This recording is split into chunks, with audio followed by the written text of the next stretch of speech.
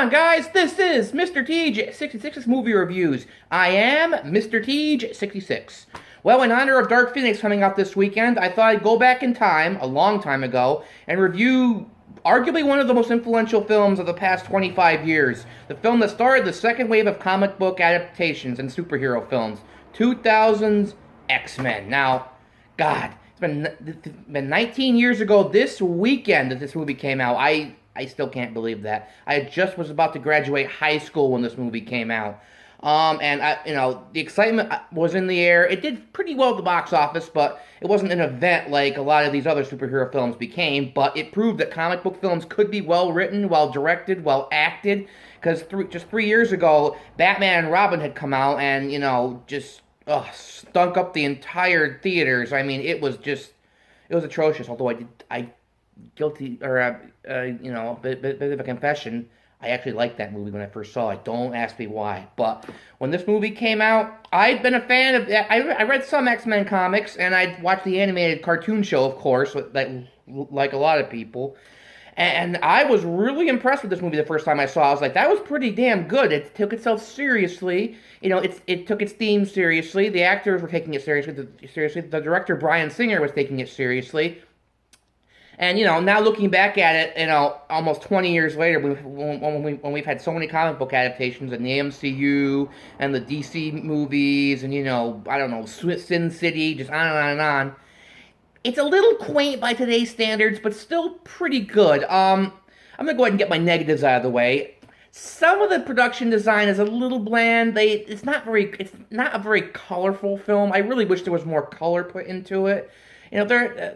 Some of the set design is cool, but some of it is a little, and that goes into my other big problem with the film. Sometimes the film takes itself way too seriously. There is some humor, and, if you're looking for, MCU-style quips and witty dialogue, there's not too much of it in here. Sometimes. It's not a completely serious film, but I wish they had a little more humor in it. And also some of the characters feel a little flat, like, of course, Cyclops, Storm, and Magneto's henchmen are given, virtually no development. I mean, of the three X-Men films in which he's appeared, James Marsden's Cyclops is probably the most developed here, or is given the most to do, which is kind of sad. It isn't very much. He got the short end of the stick in this movie, although, Cyclops is, of course, kind of a boring character. But let's get on to the good stuff, which is, of course, Hugh Jackman as Wolverine. This is the movie that introduced him to the entire world. And man, he was great right from the very beginning. I mean, that opening scene with him in the cage fighting, beautiful. He's just punching people in the fist, just badass stuff. He knocked it out of the park from the very, very beginning. I have no complaints with him in this film. He wasn't as in shape as some of the later films, but he didn't. I don't know if he felt the urge to or just didn't have the time, but great. And the other two acting standouts, though, are Ian McKellen and Patrick Stewart as Magneto and Professor Xavier. I mean, their scenes together are just fantastic. There's a rivalry, there's a friendship. It has this incredibly tragic aspect to it, which is just beautifully conveyed. The action scenes are pretty good, directed by Bryan Singer, who is, of course, unfortunately now, I guess, disowned in Hollywood for, sexually harassing minors. Not cool at all. Does a pretty solid job here. He, of course, had been known for The Usual Suspects and At Pupil, more, character-based drama films, and he absolutely brings that here.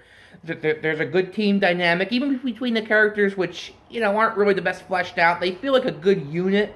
The action scenes are fairly well done, although, again, quaint by today's standards, because in the year 2000, the CGI they were just starting to figure out CGI, and it's definitely not as bombastic as some of the later, even the later X-Men films, or comic book films in general. So, it kind of has a feeling of the time it was made in, but still, the themes of prejudice and discrimination are very well handled. It does go for a more realistic approach to this subject, which I've said, is good, but, I do kind of miss some of the bombast of it. And later films definitely brought that a little bit more, but still, I would give this probably a 7.8. It's still a very solid comic book film. A little dated, but it's to be expected. But hopefully, I'll be seeing Dark Phoenix today, and I'll tell you what I thought of it.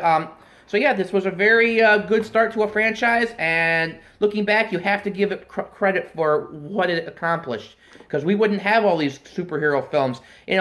On this, there's a documentary made at the time of the film's release, like a behind-the-scenes documentary. You could actually see Kevin Feige in the movie, who's now the head of Marvel Studios. He was like a production assistant or something at the time. It's just kind of weird to see. I often wonder if he was thinking about the the genesis for the MCU was starting even then. But yeah, overall, give this movie a shot. Just be prepared for it to be a little dated, but it's still pretty good. Anyway, this is Mr. TH66, and I will see you next time.